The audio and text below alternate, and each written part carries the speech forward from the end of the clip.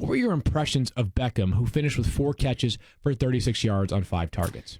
Yeah, I wish he'd gotten me one more fantasy point because then I would have beaten Dale Jr. and we ended up in a tie. But that aside, I actually saw from Odell Beckham Jr. what he should have had one more catch. See. Well, perhaps. But the point is, as far as he looked physically, I thought he looked like what I would hope, knowing that he rated himself about 80% coming into the game.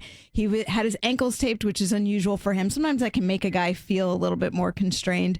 And they had a certain set number of plays. They had certain plays they wanted him in on. They weren't going to have him break loose down the field and go for some acrobatic catch in the end zone. I mean, I think it was a relatively controlled performance, and that's what they desired. He didn't come out of it any worse for the wear. There was no setbacks. That he didn't speak of anything when he was at the locker, talking to reporters afterwards. So I think if you are an Odell Beckham fantasy owner, you take this as a good sign.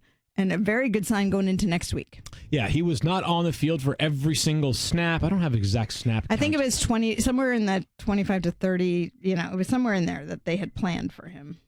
So anyways, I think what it comes down to, and Kyle is pulling this up as we speak in terms of the actual snap count for Beckham. 34. 34 so is where more. Beckham finishes. Yes, 34, which was third amongst Giants wide receivers.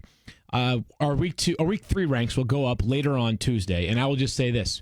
Odell Beckham Jr. normally slots into my top 3 every single week for wide receivers. It's just what we do. Odell, Julio Jones, Antonio Brown, basically every single week.